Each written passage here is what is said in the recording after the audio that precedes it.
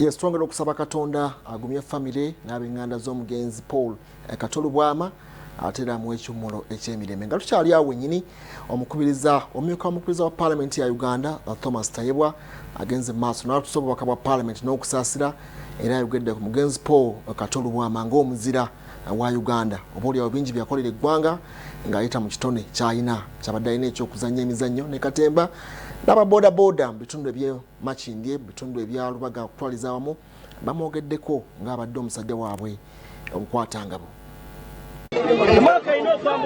Omubiri gw'abadde munnabitone ate nga yaliko omubaka wa Parliament mu Lubaga South Kato Lubwama gutuusiddwa mu maka ge ettuntu ya leero era abantu bangi beeyiye mu maka ge okumukungubagira nga muno mubaddemu n'Amyuka sipiika Parliament ya Uganda Thomas Tayebwa.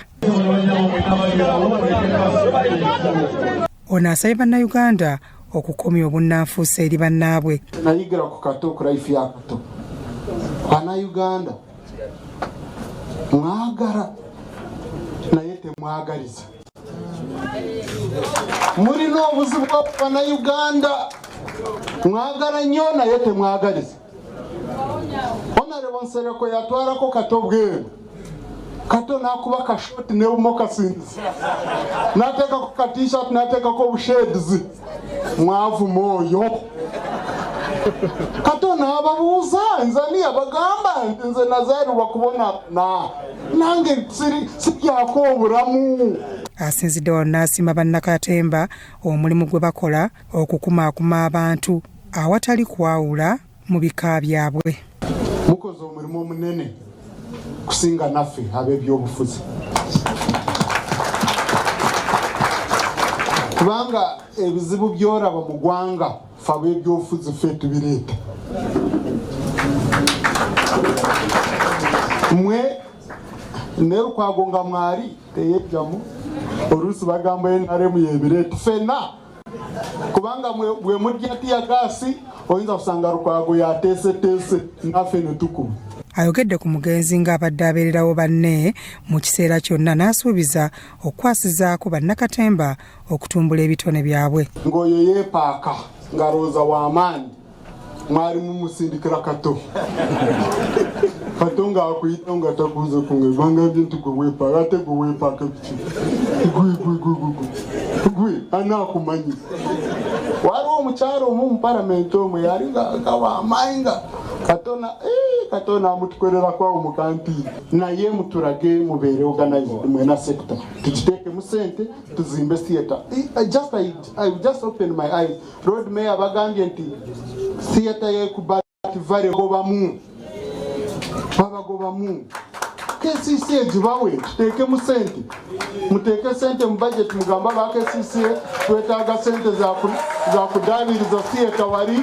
Ssentebe w'ekitundu omugenzi mwabadde awangaalira Ssekitoleko Henry ayogedde ku mugenzi nga gwe basaaliddwa ennyo mu kitundu kyabwe era ng'abadde wa mugaso eri buli omu.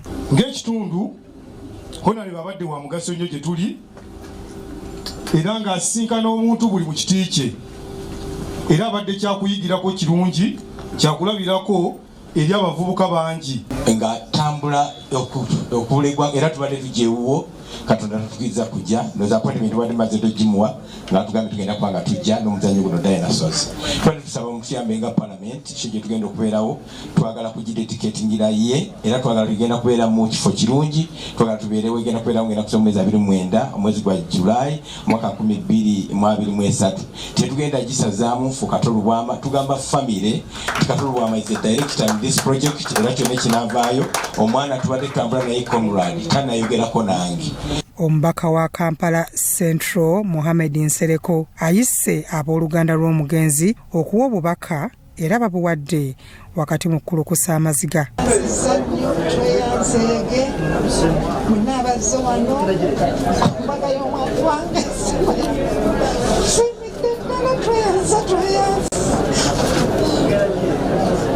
Ate abadde alina ekizibu kya Nabaggala nesanga bwesansi bwetyo nennemukula nga manyi ndi muto kaseera nina omugamba kino nina omugamba kiri badde mukwano gwange kato okusabira mukama On behalf of the family of Kato Lubwama, we want to celebrate the life of our beloved father and best friend, who has left a lasting impact on all of us. Honorable Kato Lubwama was a loving and devoted father who always put his family first. Pastor Bujingo, kuba tugenzeyo enfunda nyingi ne twagenda ettake nga tetunasimbula. Pastor Bujingo oyo twafukamira n'atusabira.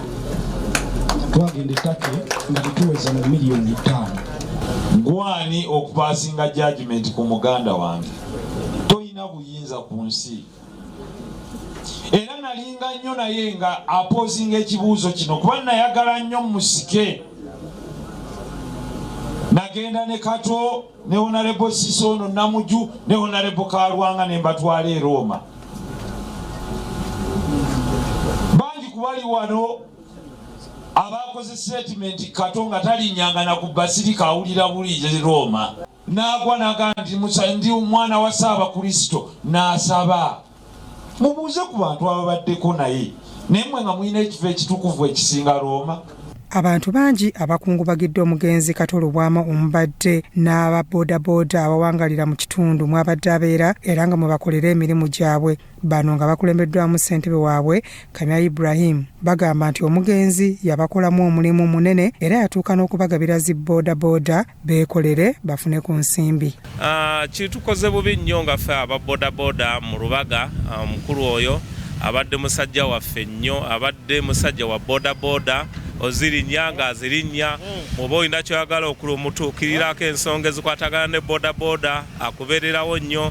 Ate tekyakoma okwo nga ffe aba ofiisi yaffe wakaliga katale k'abaveterandi alina omulimu gwe yatukolera ennyo n'abeera nga alina amasiteegi agamu ge yawaayo ku pikipiki. Kale n'olwekyo tusaasira nnyo eggwanga. So Kato Lubwama munjukirako ekintu kimu nti yali yakalya muppi yayamba abavuzi ba boodabooda n'abo w'enkulaakulana ennungi yatugulirawo ppiki 42.